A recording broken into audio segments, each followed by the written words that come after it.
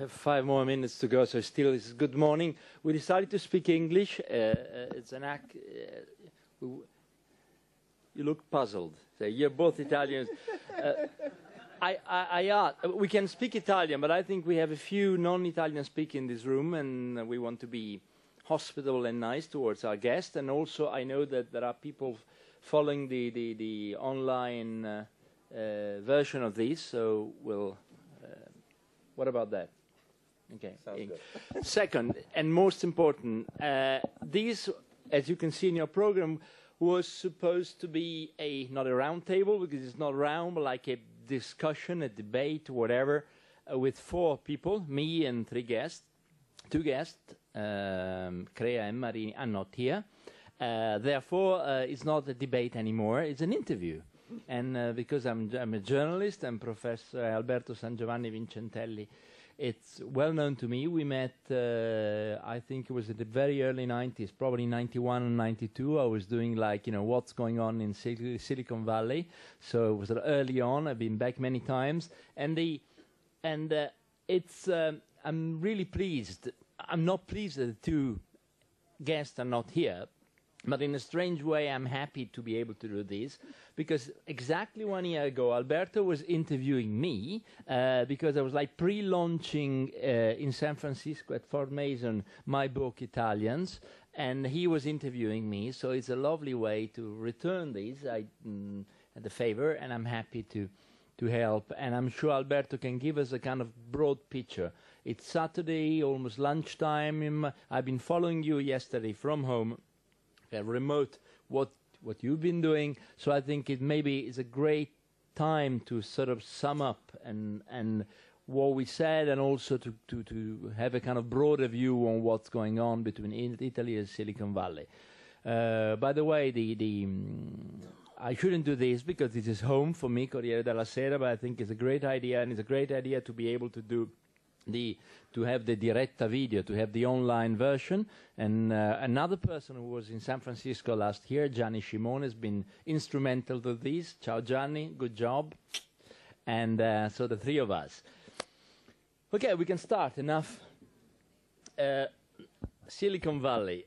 Every time I say Silicon Valley in Italy, it reminds me of a colleague, a well-known one, and of course I won't name any names here, who once said that Silicon Valley was La Valle del Silicone. Not only that, you know that, and not only that, the same colleague, and I know some of you know who he is, but I won't say because he's a good journalist and it happened to him. But what happened is that he once talked about the lady who do sort of nip and tuck, and he say, hanno il silicio nei seni, so not once but twice. But I know what Silicon Valley is, been there many times, many friends, and I know, of course, what Alberto Sangiovanni has done. I think you were in the fact started in 76, right? Well, actually, the first time was 75, so it was 4th of July 75, so when I landed the first time in San Francisco. And actually, I didn't land in San Francisco, I landed in Oakland, because I was flying with one of these, the treno merci of the flight.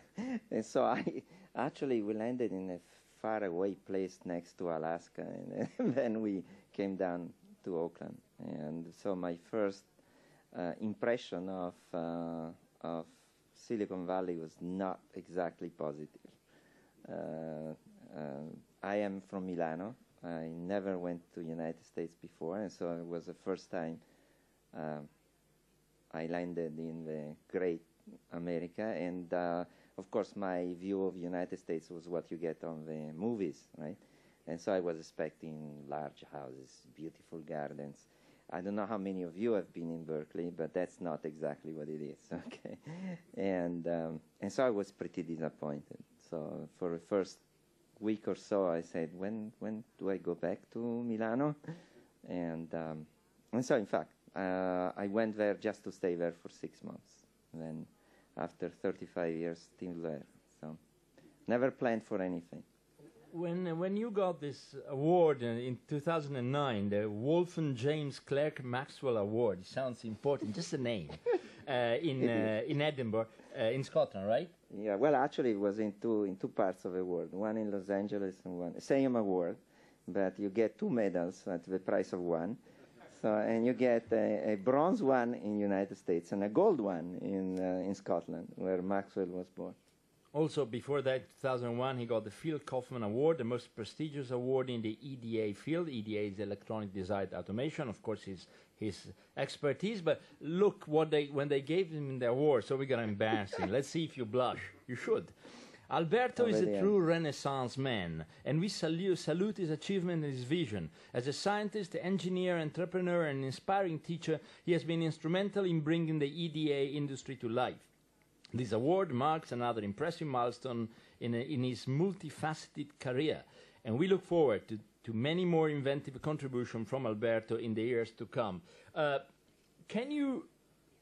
know also because he brought so many young Italians to California. One of them is a very, very good friend of mine, one of my best friends who still lives there. So he's been one of those, when I divide the sort of Italians, the people who go abroad and do things, I have my own sort of way of branding them, and I feel sorry for what I call the Monte Cristo. Do you remember the movie? The people who run away because they are unhappy with what they have in Italy. I'm happy for what I call the Marco Polo, the sort of people who want to go and explore. And in this room, I think you have probably more Marco Polo than Monte Cristo, although maybe there is a Monte Cristo element in some of the Marco Polo, given the fact that maybe you run away from a Barone Universitario who wanted to promote his lover instead of you, that kind of things that will happen in Italy. But there is another category which I think is very important, and I call them the Kipling, the colonizzatori. The people who go and not only do really well for themselves, but enlarge and bring in new people. And I think you're not the only one, but probably in California, and you're one of the best known. So my first question, instead of going through your whole career, because they know, I know, and it will come out. Let's start with these. The title we were given is Italian Gold in Silicon Valley. Let's be frank. Are we talking about Italian gold because we are in Corriere della Sera, we are in Milan, and many people here are Italians? This is a Italian project, and Mind the Bridge, despite the name, is an Italian idea. Or, I mean, the French could do the same, could do that, like French gold in Le Monde, could arrange French gold in Silicon Valley. Well, actually... I mean, what is the Italian element of it all? Right, so first of all, Italians in the United States had tremendous success on the West Coast, starting with, I don't know how many of you know, but the founder of Bank of America, which is the largest bank in the United States, is Giannini. It was a guy from Lucca, and he founded the bank way before the Second World War. So Italians in the West Coast have been extremely successful since day one. Also, the immigration that came to the United States on the West Coast was basically from Lucca and Genova, strange enough, and they were in general politically motivated. There were several anarchists and people who just didn't see eye to eye with Mussolini and the like. And that's the root of what has happened in San Francisco and Los Angeles. One of the very first people who did tremendous work is Emilio Segre, right? So he's a Nobel Prize in physics, was one of the guys of Fermi, panisperma guys, and then you had Andrea Viterbi. Andrew Viterbi came to the United States, he was 16, I believe. And Andrew Viterbi, he likes to be called Andrew, but he's Andrea, and he's as Italian as I am. But he has done tremendous things in California, and in particular, many of you who have done engineering will know about the Viterbi decoder, right? And so he invented that decoder, but also he was a founder of very important companies, among which is Qualcomm, which is one of the largest companies in high tech in California. Now, Beppe said, can the French say the same? Well, some of the French people have done well. We cannot underestimate them. For example, David Philo, who's one of the founders of Yahoo. But you don't have the same network that you find among the Italians somehow. And you don't have the same pervasiveness of the high-tech culture coming from Italy, which is pretty exciting. So also I bet that many of you may not know that a large part of Cisco was actually affected and influenced and built by Italians. And they are not very well known. They don't like to be in the light, but you can trace a lot of revenues in Cisco from the Italian community of high-tech. And then, of course, Logitech, we all know, and Marini and Zappacosta were two of the founders of Logitech. Then many of you know about Federico Faggin, was the founder of Zilog, and was working at Intel, and then he founded his own company, and then after that he founded several companies. Certainly not as large as what Andrea Viterbi has been able to do, but very, very well known and very visible. So we can certainly trace a lot of things in Silicon Valley that have Italian roots. Was it easier to bring Italian sort of up-and-coming scientists to America and to California back in the early 90s when you brought, you know our common friend yes. and others from Politecnico and Fisica and Computer Science here in Milan, or is it easier now? Because yesterday when I listened to the Diretta video, one of the speakers was saying that it was today is a great moment, almost as good as it was before the bubble in 2000. So he said, someone's at that microphone say, this is a great moment to be in Silicon Valley, almost as good as 99. So was he right? Is it as easy now as it was in the 90s, or what? I think that, all of you know what has happened in the United States, a big crisis and so on. So I wouldn't say that it's the same, not at all. Because the bubble that was in the year 2000 was only about high-tech and only about internet companies. And actually, I was hoping that to be happening because there was too much bad stuff, right? So finally, there was a clean air. A lot of companies didn't have any reason to exist, went away. So that was a very positive moment in high-tech, for high-tech, I believe, because you create a new ground to make other companies grow up. Now, today is different in the sense that the crisis is everywhere. And so you just read the 10% mark of unemployment in the economy of the United States. It's certainly true that money now is very difficult to come about. Venture capital firms don't invest with the same passion that they did in the 90s. So it is a different environment. So you must be aware of it. Now, it is interesting because every time there is a crisis in the United States, there is an opportunity to do better than what you did before. So we always say that a crisis is a beautiful thing, is an opportunity that you cannot miss because it is the time to reinvent yourself. So in that sense, is a good time to be in Silicon Valley because it's a time to try to do something radically new. How difficult it is to do something radically new now with respect to the 90s now is much more difficult than then because, as I said, the financial infrastructure of the United States is in dire straits. So it's not. Don't think that everything is solved. And everybody says we are out of a recession, it's going to be good and so on, but it's fragile. So I don't want to be pessimistic, but don't think that we are out of the tunnel as yet. Oh, Italy just overcome Britain again. So yes, we I just noticed, yes. Now it's... Okay. No, let's try not to be political. I will in a while, but in 10 minutes, but not now. The Alberto Sangiovanni Vincentelli sample is fantastic because he spans 30 plus years. You've seen many industry. You've been, everybody in the Bay Area knows you. So let me ask you a more specific question. Given what you've seen, there is a specific area, scientific area, where Italians turn out to be better, and why?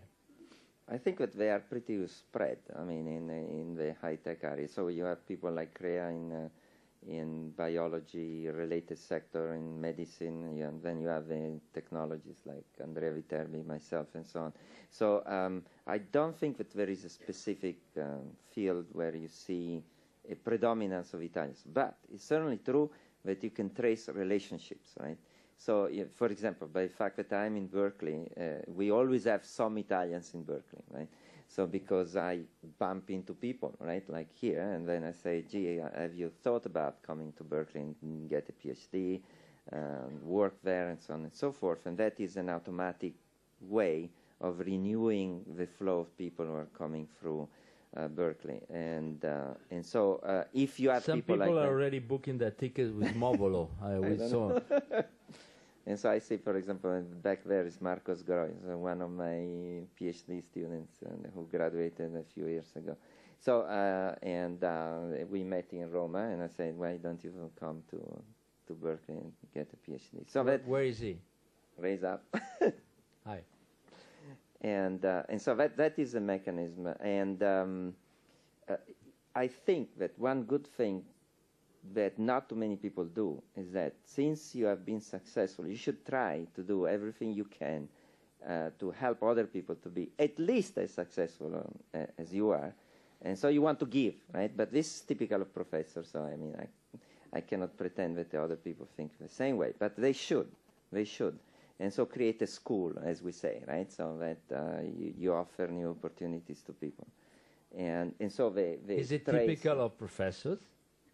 Everywhere? I don't know, but it's certainly my view of what a professor should be, right? And so, but well, I think that most of my colleagues in Berkeley do share this view. So, and Berkeley, I know quite a few people.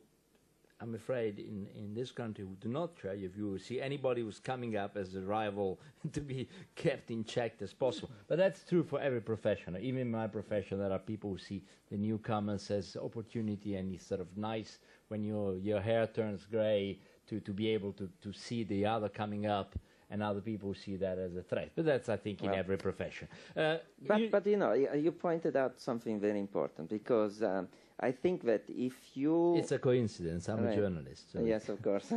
but I think that if you really believe that there is a lot of good that you can do, it's good for you. I mean, besides the fact that you can see your job as professor as a mission and all this kind of nice stuff, which I tend to do, unfortunately, but that's the way it is. But the other thing is that it's in your favor. In United States, the system is that you get promoted faster if your graduate students are very famous. The more famous they are, the better it is for you.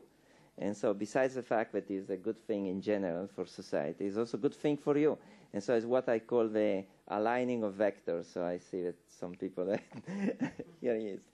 So the first time that I used this term was when we had a visit of the Silicon Valley tour. But since then, I always say aligning the vector. But this is it, right? So it is in the best tradition of the American professorial life to be proud of your students, because that reflects good on you. And so the fact that I have students at MIT and Stanford have been very good to me for my own career.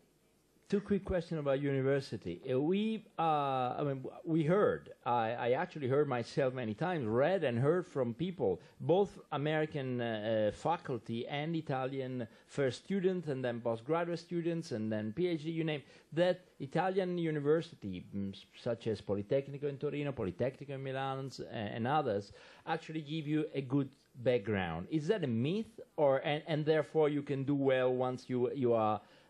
I see people giggling or smiling, you know, about this. Maybe they were talking about something else. But is that a myth, or that it is true that Italian, especially scientific faculties, prepare you well for a professional life in the United States and namely in Silicon Valley? Okay, so I can say that for quite a while, the people came to Silicon Valley from Italy, for example, to take PhD in Stanford, Berkeley, and so on. They were as well prepared as undergraduate in the United States. But when you go to PhD, the answer is absolutely no. It's not. You can't compare. I mean, the education that you get as a PhD in Berkeley, Stanford, MIT, Harvard, and so on is infinitely better, I'm sorry, but I have to say, than in Europe. I'm not saying Italy, in Europe.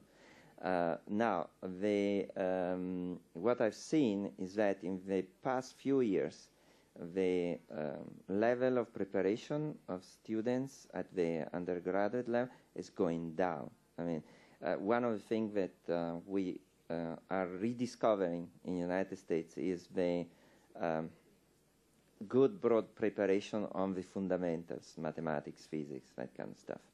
And I believe that recently I've seen that the new wave of students coming out from the university in Italy don't have a good background in these basic foundational sciences that are extremely important.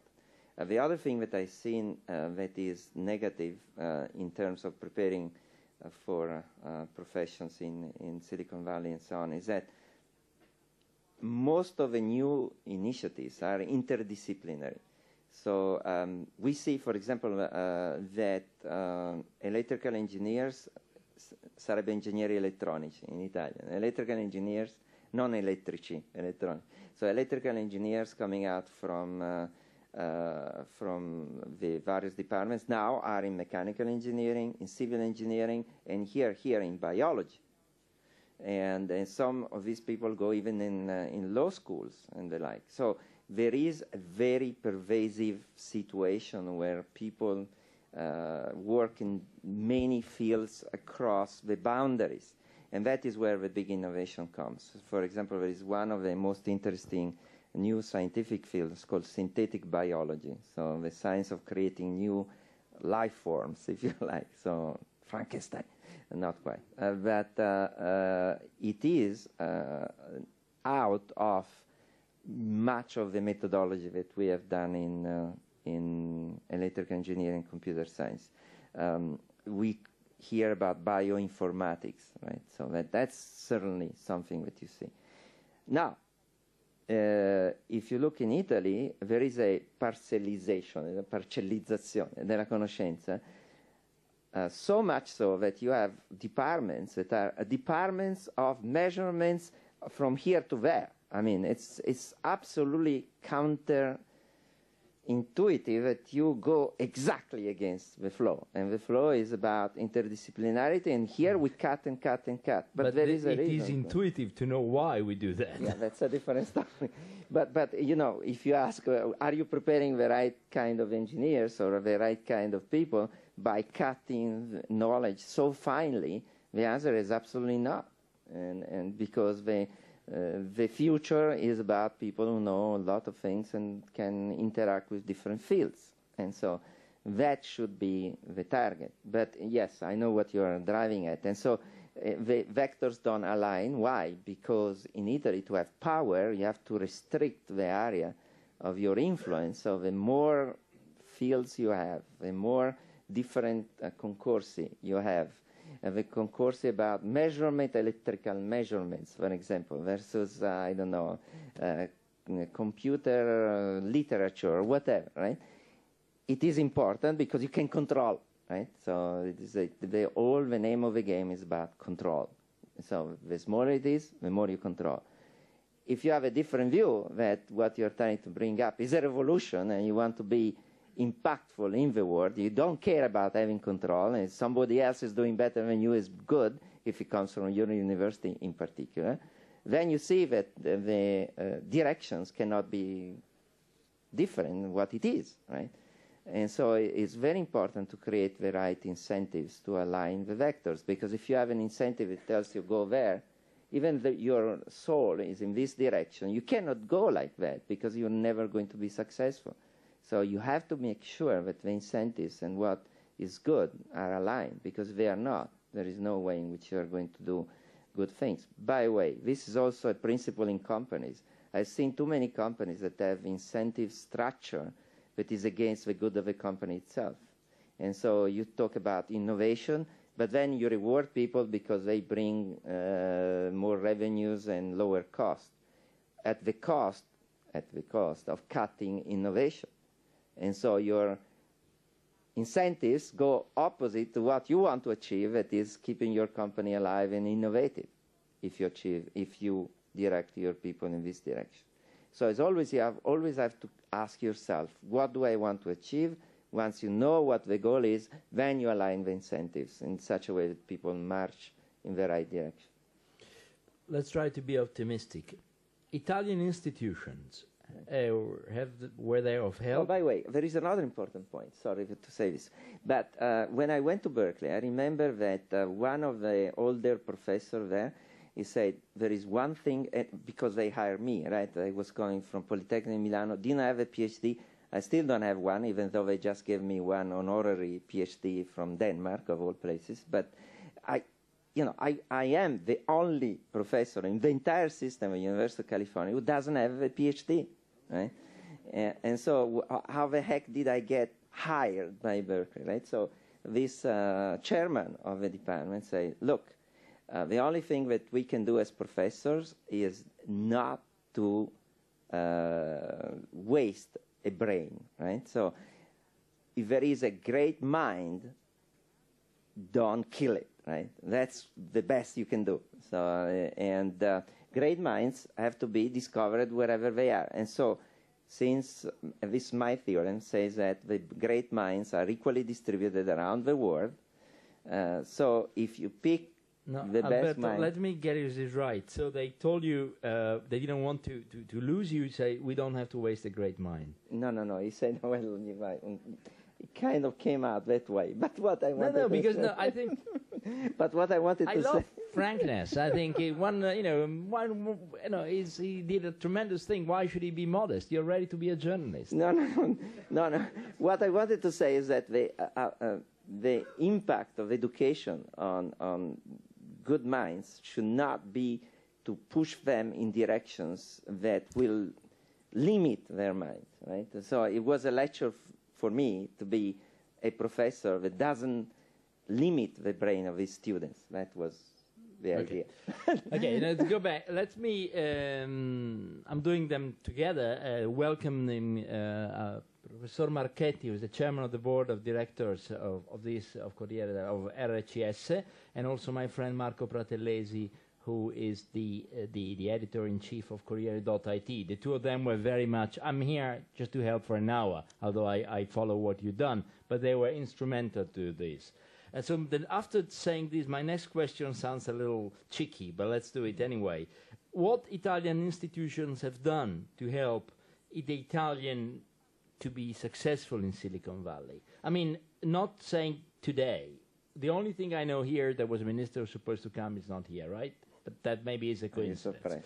But let's go back 30 years. I mean, where did you find maybe a good consul who realized that there was things to be done, or maybe a really bad one who didn't even speak English? I mean, let's try to span 30 years what Italian institutions have done to find the gold in Silicon Valley, which is the title we were given to us. Very interesting, because the only reason why I'm in the United States is because my professor at Polytechnic Milano kicked me there. And they say, go there and learn how to be a good researcher.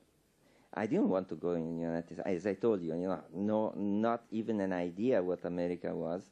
I was perfectly happy at Polytechnic Milano.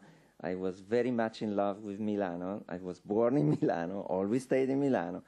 And actually, they treated me so well at Polytechnic Milano that I was 26, almost 27, and I had the position of Professore Associato. No, Professore Incaricato at that time, which is equivalent of Associate Professor now. And they told me that the next going, I would have a chance of getting a full professor position, so around 30 years of age. So why do I want to go in the United States, right? But the professor at that time, and that time we were the famous barons, right? So the entire department of electrical engineering and computer science in Milano had 3 full professors, 3, right?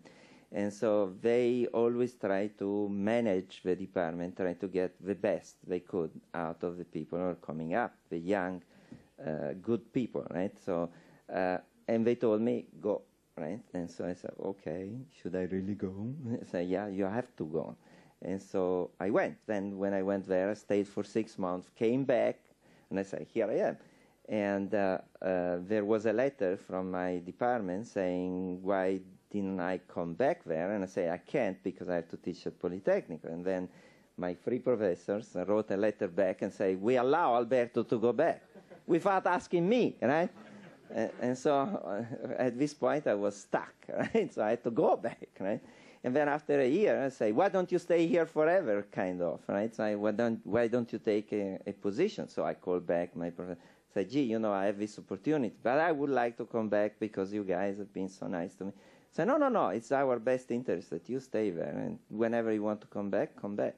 So I'm a strange kind of a guy who left Italy because I didn't want to. I was treated royally in Italy, and anytime I wanted to be back, no problem. Whatever university I wanted to go, so there was no issue about, you know, the lover or all that kind of stuff, right? So in my case, was not that way. So I cannot complain in the least about the education I got from the people, right? I must say, but I have to say, because I think that too often people tend to be overly negative. But it's certainly true that now it's much more difficult because there is not so much control, again, in the sense that at my time only 3 people were doing everything, right? So if they were good, it was fantastic because they could run a perfect show. Today, you have maybe 50 people, and how many of these 50 people who run the show are good? I don't know. But it's likely that then their position with respect to be open and to say that it's the best interest if your people go abroad and make their name abroad because then it's good for the nation. I don't know. I mean, I know that in some cases, if you are a young, how do they call it now, a ricercatore, and you want to go abroad, people look at you very, very nastily. Why? Because they help teaching the classes. So if they go, you have to work more, and there is no infrastructure to help professors to do good stuff, and so on and so forth. So it's all negative, right? So because you don't want your guys to go abroad, because you need them to teach and to do things that you need to have to get done in Italy, and so you get ingrown. You know, you don't get this openness and these beautiful opportunities that we at my age had.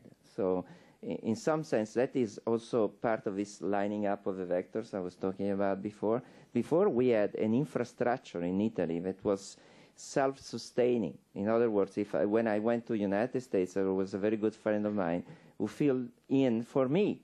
And when I decided to stay there, I gave up my position immediately, and he got that position. So you see, there was a kind of mutual help that I don't see now. Alberto, we have a lot of ground to cover and not much time. So you are the star, but I am the boss. Yes. So shorter answers, please. Right. I think he likes this Letterman format. I think if he found Marini and Crea bound and gagged somewhere in California, I know who's done that. Okay, money. Yes, I will. Money. Mind the Bridge Venture Camp. So we're talking money here. Again, let's use your experience and your broad view to see what is the... I know that's a subject that came up yesterday again and again, but it's crucial to what we're doing here. There is a truly different approach of Italian venture capitalists towards this sort of new project compared to, let's say, French or English. I'm saying this because I know quite a few people in this room, but one of the person I just talking to him just now told me, it's great. A lot of people Saturday morning in Milan is a miracle. I mean, it's thank you and congratulations. In Milan, it's Saturday morning. Yeah. But he said honestly, I think in Paris or London, probably we would have a few more because the attitude is different, he said. But he's on the side of people who are looking for money for their project. What is your view? In Italy, first of all, venture capital is relatively young. There are some funds that came at the time of the great bubble, right, for internet and the like. And few of these funds stayed alive. But now there is a new wave of venture capital. The amount of venture capital there is in Italy is certainly much smaller than in other nations. And in particular in France, there is a lot of capital that's floating around, new ventures and the like. Also because the policy of the French government is very good in terms of creating opportunities for industry. And of course, in London, there's always been a tradition of encouraging new companies. So it is different. On the other hand, at least I am very much involved with the Italian venture capital. I am participating in 3 funds, helping out. And at least I am trying to inject into the Italian venture capital community the same kind of view that we have in California, which is the venture capitalist is not a guy that gives the money. He's a guy who helps the company to grow. And so, in fact, the venture capitalists in the United States, 95% of the venture capitalists were entrepreneurs, are not financial guys.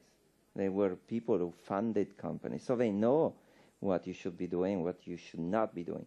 So I'm trying to do the same. So I see, for example, here Stefano Spaggiari was the CEO of a great company called Expert Systems, one of the best companies in his field.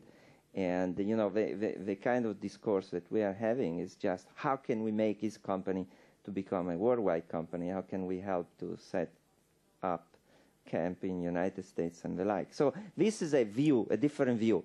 So in some sense also I saw the presentation of the people here and Mind the Bridge. And it struck me as in some sense modest in terms of their view of how much money they need. And they also talk about, I need this amount of money. You should always say, I need financing and help to grow my company. And when you say, I would like to be $3 million company down the pike, that's not enough. You have to say, I want to be $1 billion company. That's the kind of opportunity that venture capital is looking for. The real venture capitalists are looking for big bets, especially now. And so the small bets don't quite jive with the institutional venture capital firms. So you may get you can get by with government-backed venture capital, which is an oxymoron. I mean, it's impossible to get venture capital backed by a government. It's just not there, right? But you may get some funds to start your ideas and all the rest. But that's not the right funds you want. These are not the kind of things you want. You don't want the funding from financial people. You want to have people who help to grow your company. That is what the best venture capital is all about, making you grow. And so you have to hire your venture capitalist. When you see a new project, you know, someone you don't know goes up, speaks into a microphone and says, this is my project, it's got a few slides. What are the elements you are looking for? I mean, I'm sure you've seen so many of those, and then you remember you saw them 10 years ago and didn't go anywhere, or someone really did go places.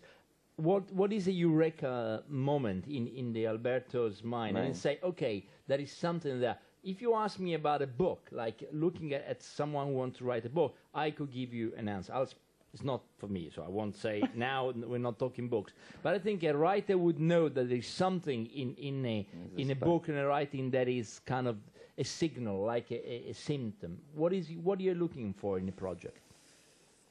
So first of all is a passion, right? So how people are passionate about what they want to do. Because remember, anytime you fund a new company is pain. I mean, don't think that everything is gold, right?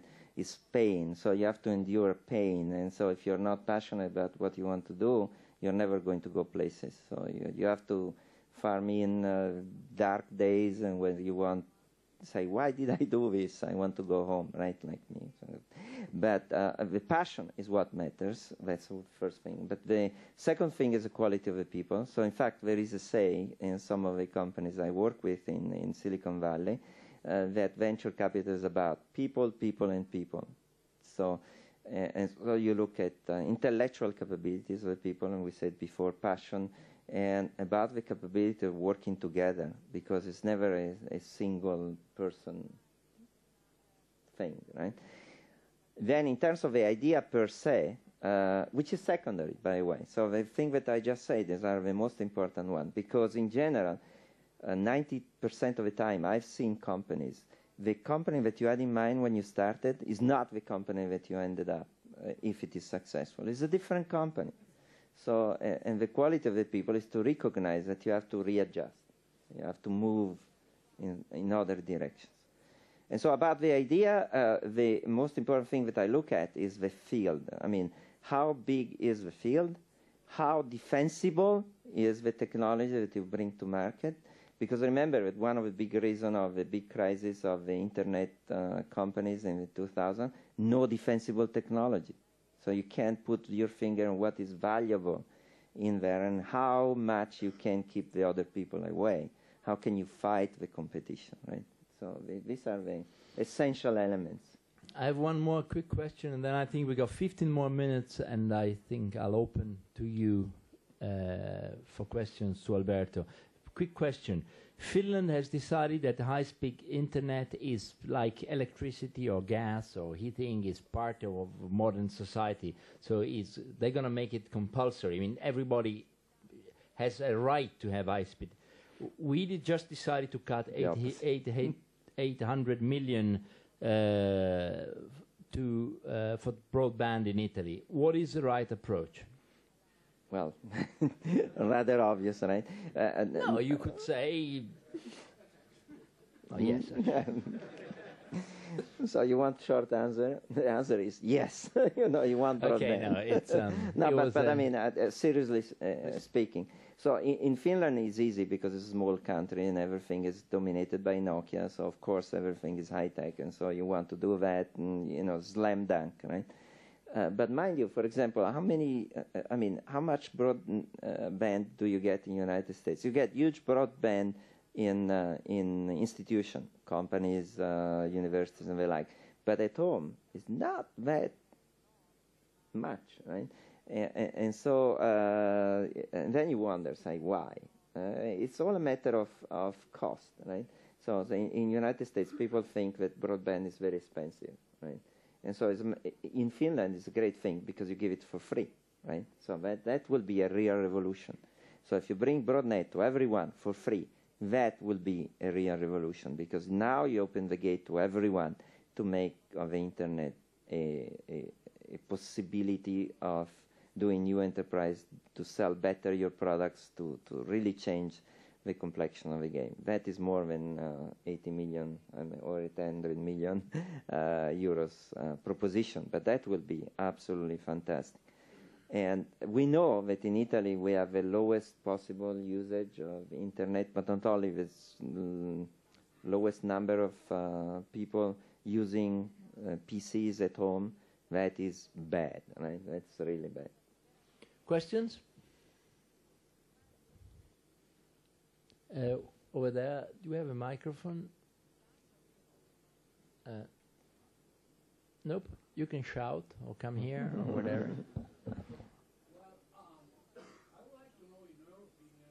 The microphone is coming, I think. No, the microphone is coming. I can repeat your question if you want. No, okay, it's coming. Right. It's over there.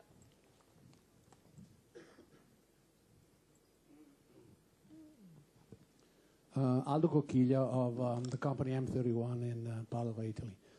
I'm interested in your point of view as to what will be the changes in the venture capital paradigm in Silicon Valley for the next couple of years as a result of this crisis. So, very good question. So, first thing that I've noticed is that some of the smaller venture capital firms disappeared. So, in some sense it's good because it cleans the air of bad venture capitalists. Now, there are bad venture capitalists, by the way.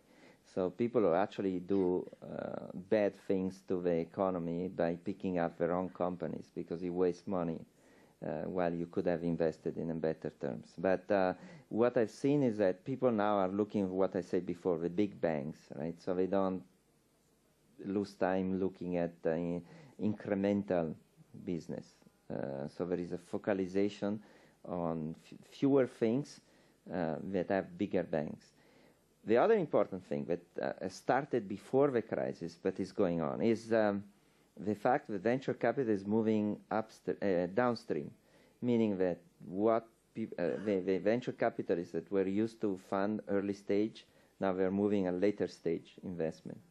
And private equity is moving downstream as well. So everything is moving downstream. So there is a lack of money to seed fund or to early stage fund companies. And so now you see more and more of this angels investment. And that is a danger because in general angels are not as smart from a business point of view as the venture capital. And so sometimes the investment is not wise, not wisely done.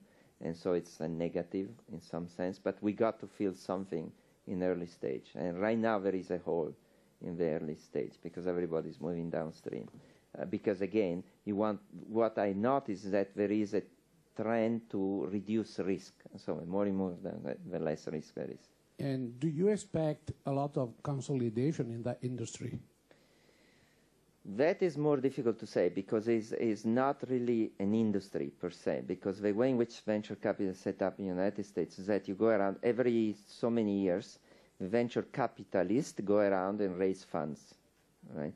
And they get money from private people, from foundations and stuff like that, and then they go and use this money to fund companies. So the venture capitalist never invest his own money. Never. He's a professional. So he gets paid for picking up the right stuff, right? And then he gets a carry over what he has been able to fund. So it is his best interest to fund a good company because then he gets part of the pie. But he never finances his own money. So the consolidation means that people go out of business, but consolidation is not that you form, like for example, Beppe's venture capital firm and Alberto's venture capital firm. If you don't raise your capital, then you go away, end of story. So there is not an issue of consolidation. Well, my question was more if you see in the future fewer small venture capital companies and more bigger ones. Yeah, that's certainly true. So fewer smaller ones and more powerful. Which is also the consequence than we say before, because the bigger you are, if you have to invest $1 billion, so for example, one of the funds, Walden International, is a portfolio is $1.5 billion. Now, how many people you have in a venture capital like that? It's about 10, 15 people, right? So now, remember what is a good venture capitalist? The guy who was sustaining the company, right? So how many companies can you be on the board of? Let's say 5, and it's already many to be able to really to impact his life. And so you divide, you multiply 5 times the number of people, and you get the number of companies that you can fund, right? Then you divide the amount of money you have to manage by that number, and you see that the only way to invest your money is to do bigger deals. But bigger deals means later stages. Thank you. We have time to one or maybe 2 quick questions. We got 5 minutes to go. 2 questions. No, first one. One more long. Y Combinator, what you think? And about no, one. Y Combinator. No, but I came to see your company, remember, years ago. Then you are a raccomandato. You can ask 2, sorry. Yeah. You say... Okay. Sorry, I didn't get the word. Why? Y Combinator. What do you think about Y Combinator? Paul Graham initiative in California. Okay. To tell the truth, I don't know much about it, so I cannot. And the second one comment. Was how much is important the network, cultivate the network for venture capital. Because in Italy... fundamental. I mean, because how does a venture capital flourishes is by what we call deal flow, right? That's what the currency, right? So the more ideas you get, the better you can choose the good ones, right? And so how do you get the better ideas? Right? You have to connect with the originators of good ideas, the network, and so you have to connect with the great universities. And so we have the venture capitalists in our back all the time. So Berkeley, Stanford, MIT, they're there all the time, just to see what is new. And then, for example, how many of you know that Yahoo was just forced by a venture capitalist who went by, saw what David Filo and Larry Young were working on, and he said, why don't you form a company? So I didn't have any idea to form a company. I didn't have any idea for my companies. I was forced to form a company. And so that is a network, right? So the network is probably the most important structure for keeping the new ventures and venture capital going in the United States, is the network. One more? Yeah, I have it. So, I was first. He's a boss. He Thank organized you. a conference. What can I Talking do? about a comandante. Okay, we have to do that quickly. Okay, I'm gonna go very quick. And I think I asked you this question before, because I do think it's very essential to talk about the human side more than technicalities. The one thing that strikes me all the time is that out of the 1,000 people I write emails to, you are the one who always answered me after 5 minutes, no matter where you are, no matter what time of the day. We had conference calls at 2 in the morning. You were in China. I was somewhere in Latin America. So my question is, how do you teach this kind of stuff, this availability, this approach to young generations? Well, the only way is by example, right, Marco? So I think that Marco is another one who answers all the time his emails.